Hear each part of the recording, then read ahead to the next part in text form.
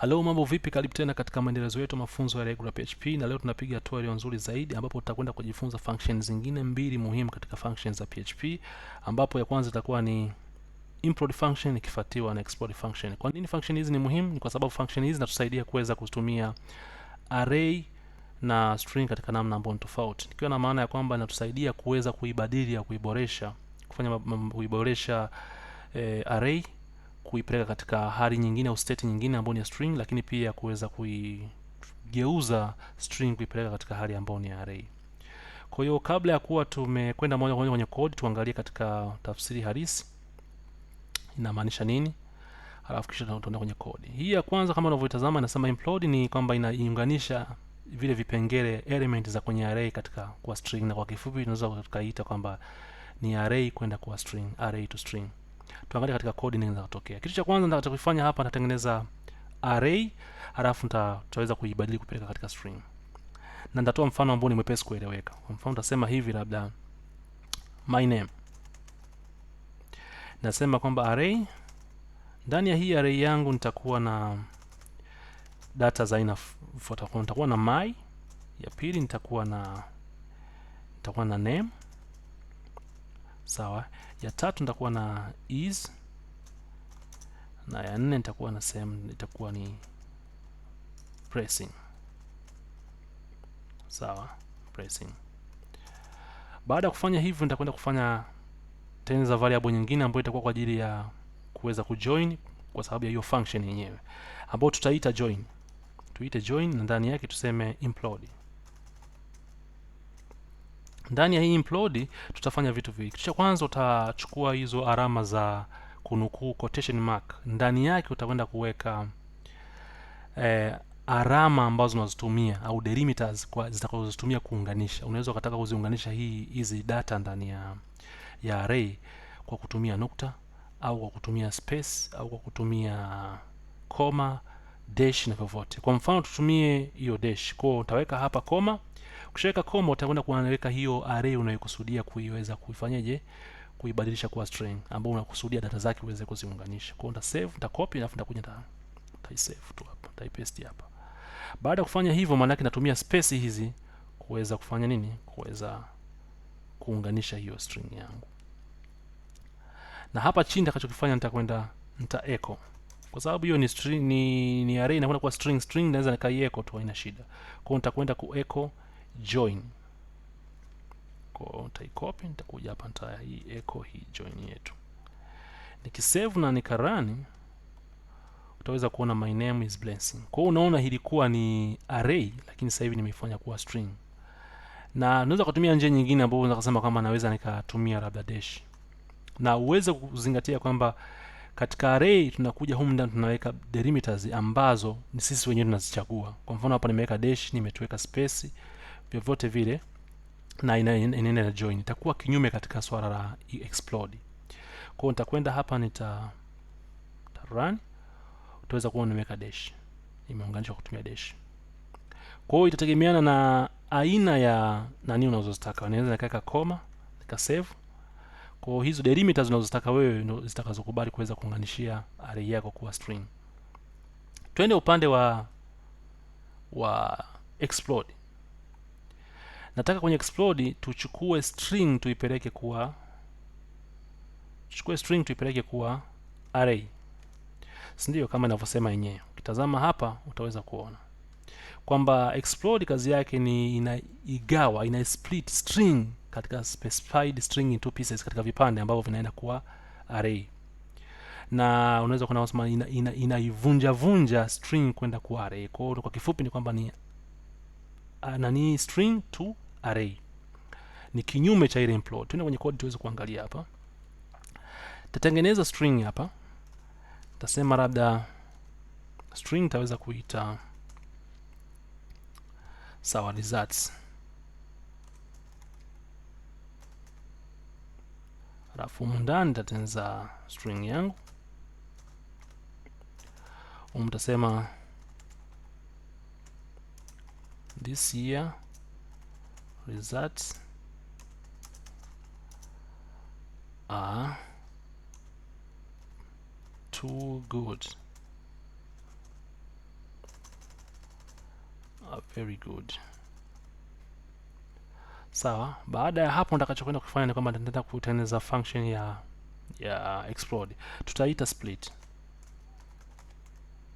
Na humu ndani nitakwenda nitaweka hiyo explode yetu na hiyo function, alafu humu ndani tutaenda utaratibu ule ule, tutatengeneza hizo alama za nukuu, na humu ndani tutaenda kuchagua aina ya kigawanyio ambayo tunataka, na pia itafuatiwa na hiyo string ambayo tunaitegemea sisi kuweza kuibadili kuwa array. Sawa, quote hapa. Sasa humu ndani tutachagua kuweka alama, lakini alama hizi hatutachagua kama ilivyokuwa upande wa implode. Sawa, tutakachokifanya ni kwamba lazima uhakikishe hivyo vitu unavyotumia kugawa iende kuigawa kuisplit, lazima vitoke ndani ya hiyo string yenyewe. Kwa mfano hapa nikisema na kwenda kuigawa kwa kutumia space zipo hizi hapa, kwa hiyo itakubali, itazivunja hizi na kuzigeuza kuwa data za nini, za array. Sasa kumbuka hii ni array, ili niweze kuiprint yote, na kuna nitumie function kama for each na vitu kama hiyo. Kwa hiyo nitakwenda nitasema nataka ni print r, tuweze kuona tu ndani uhalisia. Print r, na ndani yake humu nitakwenda kuweka hii na ninayoitegemea kuisplit. Sawa, nitaipaste humo ndani. Kwa hiyo nikisave na nikaenda nika run, utaweza kuona kwamba inanitengenezea array. Kwa hiyo string sasa hivi inatambulika na kama array.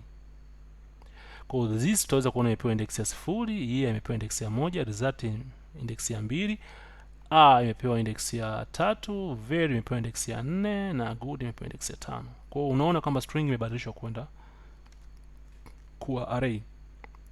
Nikitaka kugawa siwezi kutumia dot kwa mfano, kwa sababu dot humo ndani haipo. Nikisema nitumie koma humo kwenye hii string haimo. Lakini nikisema nitumie labda hizi inawezekana, kwa sababu ziko humo ndani. Kwa mfano nikisema nita split kwa kutumia nita save, kisha nitakwenda nita run. Tunaona kila sehemu yenye imeweza kutoa. Kwa mfano hapa this year, ile imetolewa hapa, kuna ili iweze kutengeneza year, kwa hiyo imetolewa kila sehemu ambayo imeweza kugawanywa hivyo. Kwa hiyo utaweza kuona kwamba lazima utumie zile delimiters ambazo ziko ndani, alama ambazo ziko ndani ya hiyo string yako. Sasa tutakwenda kuwa na zoezi moja hapa fupi, kwa sababu tushaelewa kwamba hii explode ni kinyume cha implode na implode ni kinyume cha explode, ambapo implode inageuza array kwa string, explode inapeleka string kwa array. Nataka tufanye kitu kimoja. Tutafanya zoezi ambalo tutaweza kuhusianisha na function tulizojifunza huko nyuma ambazo ni za end na current. Hapa nitakachokwenda kukifanya, nitatumia mfano ambao unaweza kueleweka zaidi. Kwa mfano nitasema,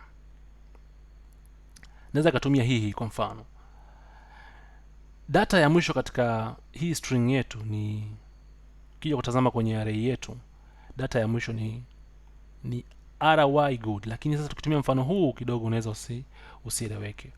Tutumie mfano ambao utakuwa simple na mwepesi kuweza kueleweka, kwa sababu hizo array ukitazama hazieleweki vizuri. Niseme labda nitumie movie inaitwa Saladin, na humu ndani nitaandika mp4, kwamba hiyo faili yetu ni mp4. Na humu ndani tumeweza kuona nitatumia kigawanyo cha moja, nitaweka dot yangu hapo. Sawa, na hii nitaita labda tuiite tu my file. Unaweza ukaacha vile vile, mimi nimependa kufanya tu hivyo. Kwa humu itakuwa my file. Sawa, kwa utakapokuja kuisplit hii data ni kwamba itakwenda taigawa hii kama kawaida, tu save na tuweze kuona. Kwa hiyo tutaenda kuona kwamba Saladin imepewa index ya 0, mp4 imepewa index ya 1. Sasa somo nataka kujifunza hapa nini? Nataka tutumie end tuweze kuona, tuweze kuipata hii data ya mwisho. Na hapo ndipo utaweza kuona ile maana ya kwamba kuna string ambazo zinaweza zikabadilishwa, sawa, zinaenda kwenye array, alafu kisha unaweza kuchukua sehemu ya hiyo string. Kwa hiyo utaona kwamba explode ikishirikiana na end au current inaweza kusaidia kuweza kupata sehemu ya string ambayo imegawanywa. Kwa hiyo hii ni string yetu, tumeileta humu ndani, tumeigawa. Baada ya kuigawa, kichotokea maana yake kimetokea kitu hiki. Imetokea kwamba humu ndani kuna array, na humu ndani tumepata data za aina mbili. Data ya kwanza ni Saladin,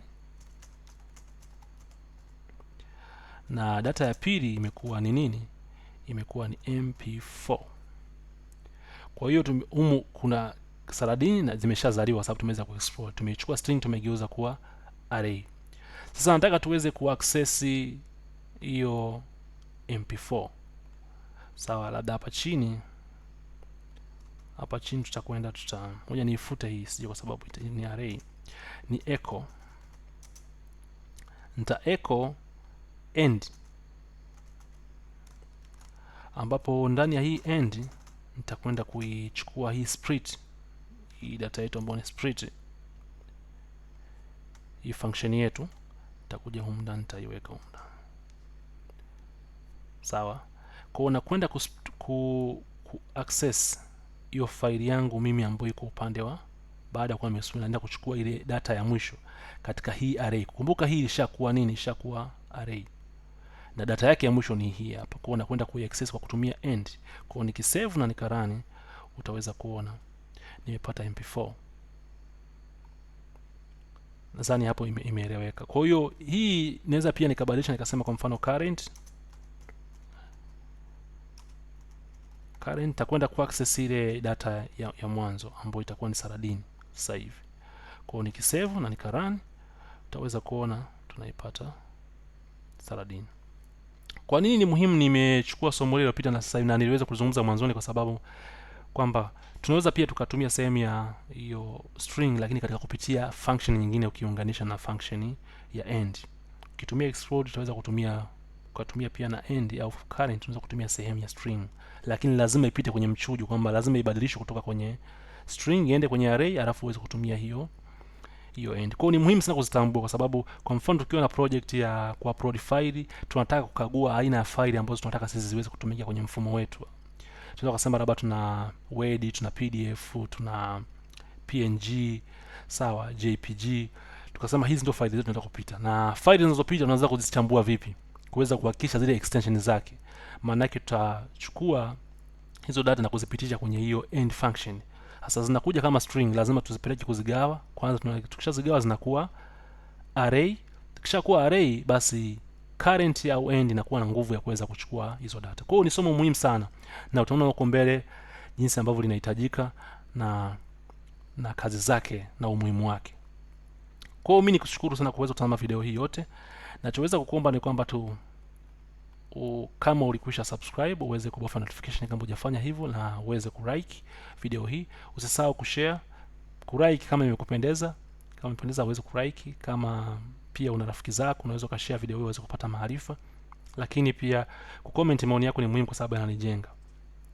Kwa wewe ambaye hujasubscribe niweze kuomba uweze kusubscribe video hii, kwa sababu kusubscribe inanitia moyo kwa kufanya kazi hii ambayo si nyepesi, japokuwa ni vitu vinavyowezekana.